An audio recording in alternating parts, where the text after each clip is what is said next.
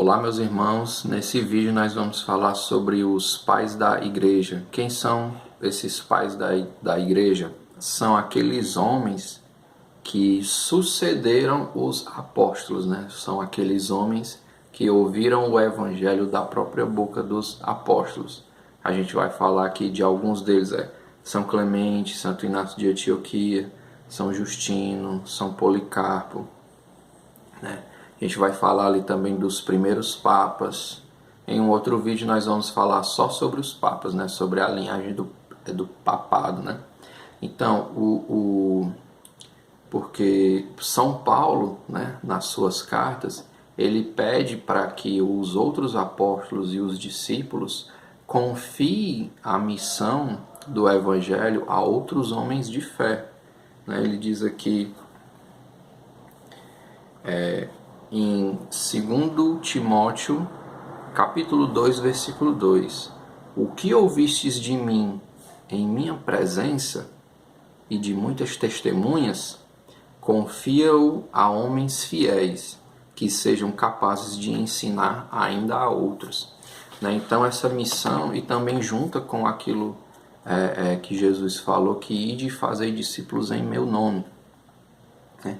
E em um outro vídeo, que mais ou menos conectado com esse, a gente vai estudar as primeiras heresias, né? As primeiras heresias ali dos primeiros séculos, né? Que uns diziam que Jesus não era Deus, outros diziam que o Espírito Santo não era Deus. Aí tem a questão do gnosticismo, que é lá do primeiro século, que queriam introduzir ali misticismo dentro do cristianismo, e o gnosticismo ainda não morreu, ele apenas adormeceu durante séculos, e hoje, dos últimos séculos para cá, a gente consegue ver o gnosticismo se utilizando aí da nova era, né? É um novo jeito de ver Deus, ou de outras superstições, e assim vai, né? Porque o próprio Cristo disse que até a parousia, até a vinda dele,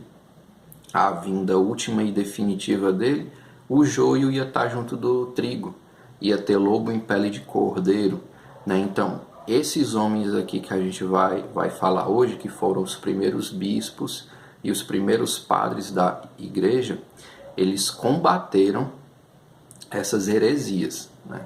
Então, eles tiveram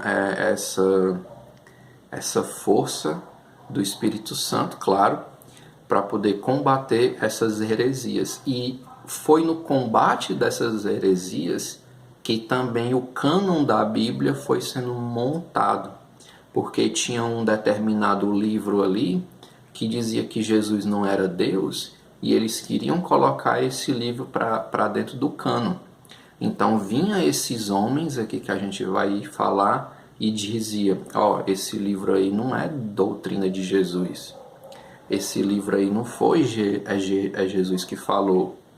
Eu ouvi da própria boca de Pedro e Paulo os feitos que Jesus fez. Então não é isso aí que está nesse livro.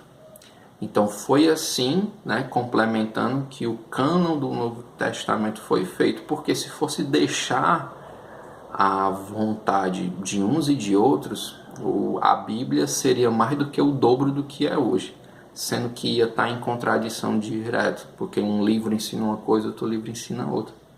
Então o Espírito Santo auxiliou esses homens a ir discernindo o que era inspirado pelo Espírito Santo e o que não era, né? Então vamos começar aqui pelo São Clemente de Roma, né? Ele morreu ali por volta do ano 102, né?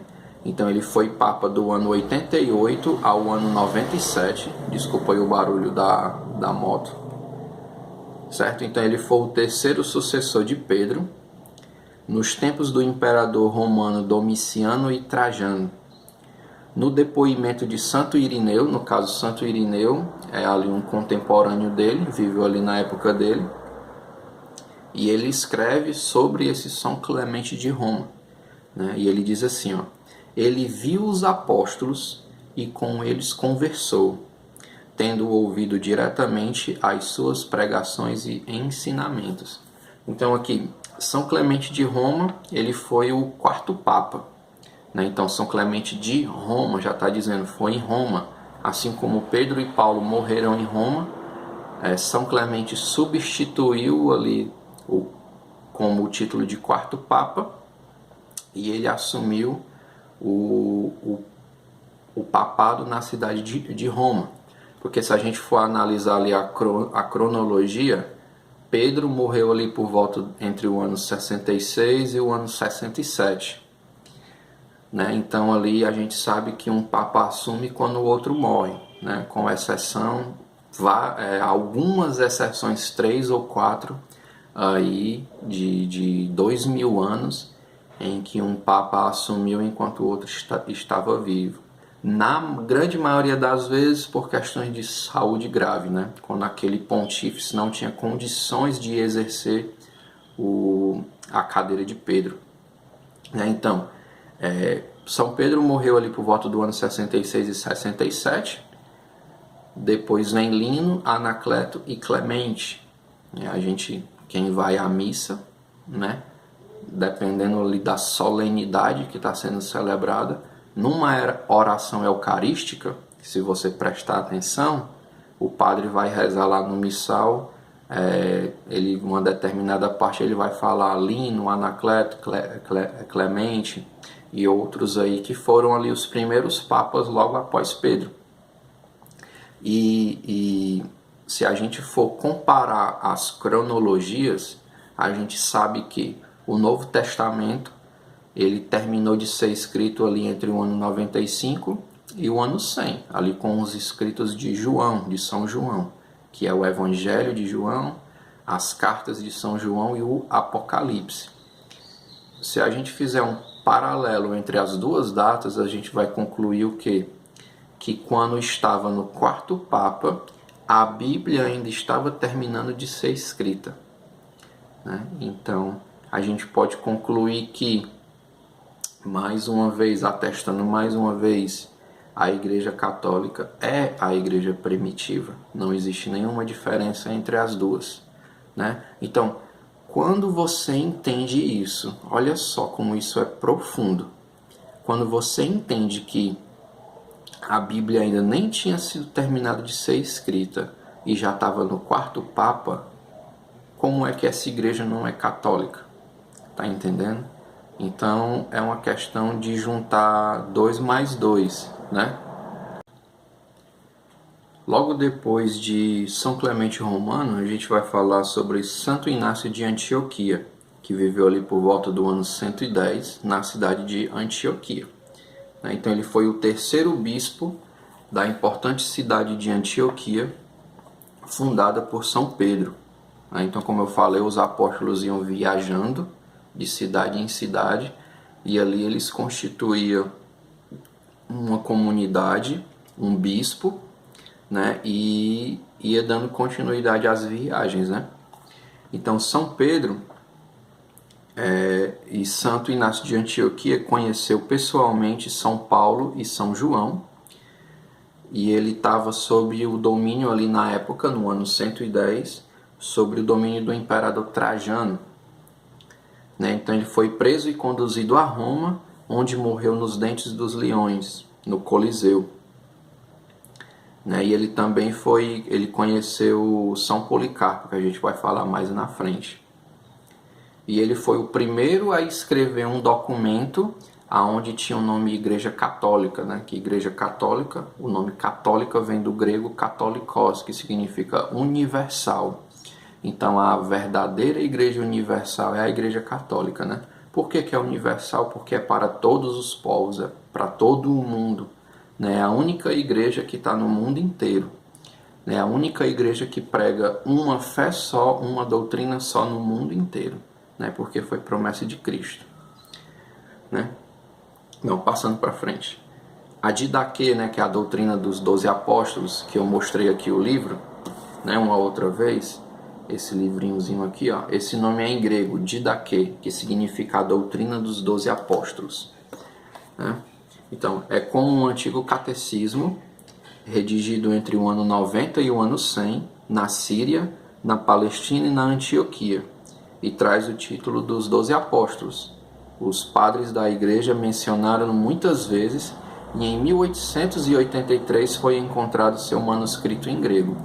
Então, até 1883 só tinha as citações dos papas e dos bispos e dos padres, né? Antes disso, só tinha não tinha o original. Aí quando foi em 1883 acharam um manuscrito da época, né, e atestaram ali a veracidade do documento, né?